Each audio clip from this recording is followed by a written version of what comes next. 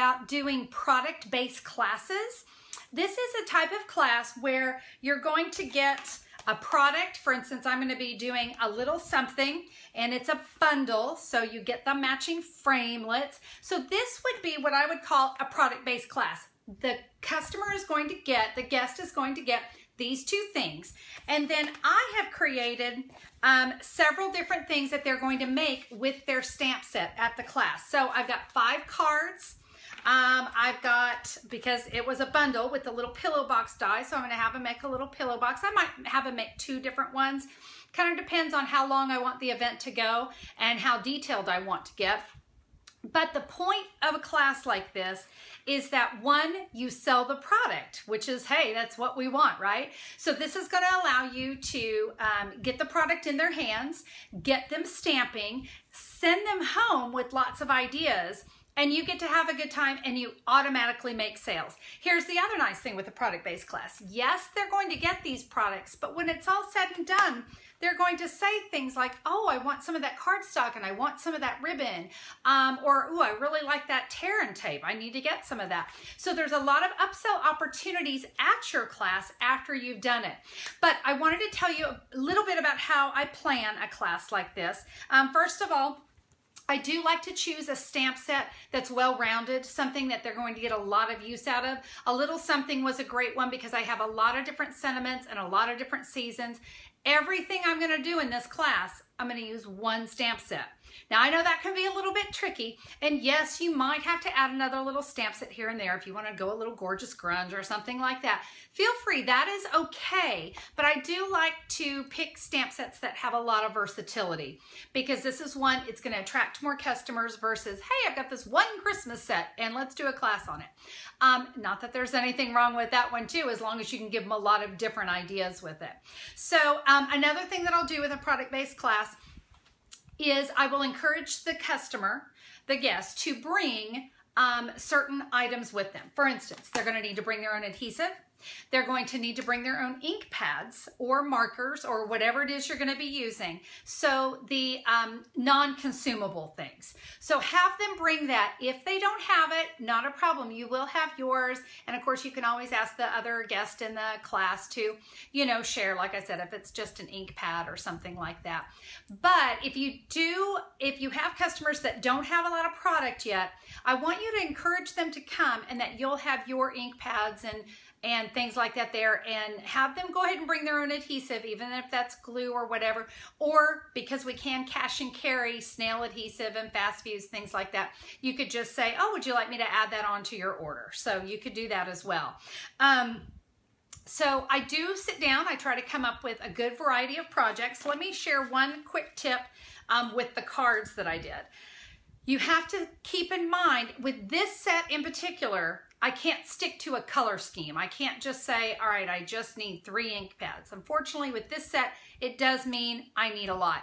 You can do it 2 different ways. You could have them rotate around tables, or you could put all the ink pads in a shoebox, and the shoebox will move around. I tend to have people work in pairs. I think it's it's a little more exciting for them. And it's also nice to have someone kind of walking them through saying, oops, wait, not that color, this one, or, you know, just to be able to help each other out. So if you were supplying all the ink pads, I would put them in a shoebox with a sample of the card. You're going to demonstrate how to do the card as they're creating it. Or if you're sharing things around, you can just kind of walk the room and say, oh, here, if you're not sure how to do it, let me show you how. So, but one thing you have to think about when you do that are the ink pad colors you choose. So for instance, I use Crushed Curry here. That means I can't use Crushed Curry here. I need to choose a different color. So choose Delightful Dijon on this card. Does that make sense? Because they're all in a shoebox, and that shoebox might be rotating it around. You want to make sure you don't have to double up on an ink pad. So keep that in mind when you're designing your cards. You do want to make sure that you're limiting the ink pads to just one color and not on 2 different cards. All right, so that's a little bit about how you're going to set up the the class and how it's going to go around. Again, as I said, it's great if you've got customers who are seasoned stampers and they have all that. You don't need to mess with the shoebox. But if you've got brand new guests coming, you're going to want to go that method. Either way, it's a really great night. Now, I do tend to keep my projects, my cards and things, I keep them very, very simple. And let me tell you why. I don't want the event to last more than 2 hours. That's my personal preference. I think when the day goes on too long, they start to get tired. They might start to get frustrated. We don't want frustrated. So you do want to make sure that the cards are pretty simple and easy to do. You can even do some things in advance if you want. For instance, on this set of cards, if you saw it on my blog, I used 2 punches. I used the label bracket, and then I used the 1 3/8 inch circle punch. Now, obviously, we need them to stamp before they punch on the circle, so I can't pre-do that. But I could pre-do that label punch. I could go ahead and punch that out of that background piece, and you probably figured it out. These are all flashcards. Here's another good example. On this one, I could pre-punch the little red glimmer dots, 1/2 inch dots, give everyone, 5 or 6, and just put that in the envelope with their project. So, which brings me to the next topic, which is envelopes. I always include envelopes when it comes to these types of events. I don't want them to just go home with a card and no envelope. I also want them to see how amazing our envelopes are to stamp on. So I really encourage you to choose Stampin' Up! Envelopes. Don't go to the, office supply to get your envelopes. I know they're cheap. I get that. But they are not meant to be stamped on. And I think stamped envelopes say happy mail, not junk mail. And so what I will do with my project, so I'll take all the pieces that I need for that card, I'll put all the cardstock into the envelope, the little dots, and that's one of the packets that they're going to get. Of course, I'm going to repeat that with everything. And so they're just going to get these little envelopes. So that's what I want to talk about real quick about the prep. So you're going to cut all the pieces. You're going to have everything in the envelope. So when the guests get there, you can give them this packet. Here's everything you need for the event. I don't want to give them just a Ziploc bag full of cardstock and say, oh yeah, figure it out. Because I want to make it easy. I want the event to go smoothly and quickly, and I want them to have a good time.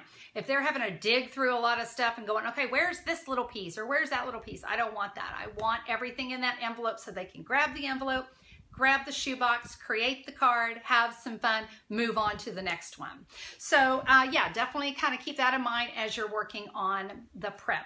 Now, the cards that I chose here are flashcards because I want to make it as affordable as possible for myself. I don't want a lot of waste, and I don't want, well, obviously I want my customers to see this is something that's very duplicatable, and I can give them just a simple little, quick lesson on how a flashcard works. Cut it in half, cut your halves in half, and cut those halves in half. And so that way I can share with them how to create more of these cards at home. You can also write up quick tutorials. Don't go crazy with the tutorial, but maybe some just some basic instructions. Remember, you don't have to include pictures or samples because they're going home with it, so that's really nice. But yeah, just have, like I said, everything kind of ready to go, quick instructions. Don't make the cards really complicated. Even if you've got seasoned stampers, don't make the cards really complicated. Because even as a seasoned stamper, sometimes we really do want to know how to just do something quickly, right? Now let's talk about pricing your class, because this is going to change with the type of stamp set or the type of bundle. So what I would do is, again, this is with the holiday catalog, and this is a great one because you gotta get to give them that sense of urgency. This is only going to be available through January 1st, right? January 4th, forgive me. It's only gonna be available through January 4th. So this is the only time you're going to be able to get this bundle. This bundle in particular runs about $42.50. Now I know you're going, oh, but that's a great sale. I mean, think, if you could even get 3 people to come to your class, 3, you just qualified for hostess benefits, for Stampin' Rewards. I mean, how awesome is that? Now you're going, Connie, that math does not figure out if it was $42.50. Well, it will, because you're going to be ordering the cardstock, the ribbon, adhesive, different things like that. So keep that in mind. You've got some things that you're going to need to buy. So the class is not going to cost $42.50. but the base part of the class is $42.50. What we're going to do then, we're going to sit down. Again, let's say that we're going to have 3 guests come to our class. Hopefully you already have some of the products, cardstock, ink pads, things like that. You probably already have them, so you don't necessarily have to, you're not going to add the cost of an ink pad into the price, but you are going to add, you know, for, let's see, what did I say, 5 cards, so that's 2.5 pieces of cardstock. So I have a chart that you can use where you can figure out the prices, but you know what? Stampin' Up! Has a really great calculator on the website, and I'll have that information on where you can find that calculator. But that way you can see, how much is it going to cost for 2.5 sheets of cardstock? How much is it going to cost for 16 inches of the silver ribbon? How much is it going to cost for 16 inches of baker's twine? And you're just going to sit down and figure all those out. Anyway, once you get all that, of course, that's going to give you a base price. Another way to do it would be this. You've got 3 people you think that are going to come to the class, or it really doesn't even matter. Let's make it easy, and let's, you know, pick an even number like 4, because that'll be really easy to figure. You could say, if I have 4 people come, this is how much cardstock I'm going to need to make 4 of each. Hope that makes sense. Again, it's whatever, if you want to do it by person or you want to do it by class, and just say, this is how much I'm going to need in each of these products. Then you'll come up with, again, if we're doing it by 4 people, I don't know, let's say it came to $30 in supplies. Now let's make it even easier. Let's say $20 in supplies, because really it shouldn't cost nearly that much. That comes to $5 a person. Got it? Pretty easy, right? So if we have 4 people come and we're going to spend about $20 in actual supplies to do the class, boom, I know it's going to cost me $5 a person. I've got $42.50 plus tax and shipping on the stamp set and the framelits, the bundle. Then add your $5, and then I typically add a little bit more onto my time. Now, this is where you got to be real careful. This is a more pricey bundle that I'm doing. I get that. This is a more expensive class. I really do try to push and make sure they know you're going home with the stamp set, you're going home with the framelits, you're going to be ready to create even more. Again, let me say this too. You could even do this class 2 different ways. If they want to just do the bundle with the stamp set, you can figure the price with that. If they want the bundle, you can give them the price for the bundle. Not everybody does Big Shot, so this is going to allow you to offer the same class. But here's the cool part. Let's say they just go with the stamp set. No, I just want the stamp set. But then they get a chance to play with that great little pillow box die, or they see you with some other samples that you've done with the Big Shot, and suddenly you've got a Big Shot sale. And they're going to want those framelits because they saw all those cute projects. So kind of keep that in mind too. You could offer the class 2 different ways. A really great way to do it, by the way, because that way if their budget doesn't allow for the big one, their budget will probably allow for the smaller one. So there we go. I hope all that makes sense. Oh, I was going to talk about your time, how much to charge for your time. Again, this is where you kind of have to think it through. One, you are making a sale on the stamp set or on the bundle. So keep that in mind. You are going to make minimum 20%. So you are going to make some money. But if you want to add maybe another $5 or $10 on for your time per person, you are welcome to do that. You might even offer something like, if you bring a new friend to the class, I'm going to knock $10 off the price of your class. Why not? Or even better, I'm going to give you a $10 credit towards anything you want in the catalog. Woohoo, we like that. So there are some opportunities that you can encourage people to bring a friend. You can knock that $10 off if they do. You could knock even more off if you wanted. I try not to give away the farm. Guys, we want to make money when we're doing this. I don't want this to be a free-for-all and people can just come and, you know, I made $5 a person, but I gave it 2 hours just of my evening to teach the class, plus all the cardstock, plus all the prep. Guys, we need to be earning money for what we do. So don't cheapen what you do. You're worth it. Did you hear me? You are worth it. Don't cheapen yourself. Again, the price that you're going to charge for your time is really going to be based, one, on the projects, how long you think the projects will take to do, how long it took you to prep. Of course, flashcards, you guys know flashcards are really fast, and so that's always a good thing to add flashcards to. product-based classes. But kind of keep all those things in mind. And then, of course, the biggest one is what will your market pay?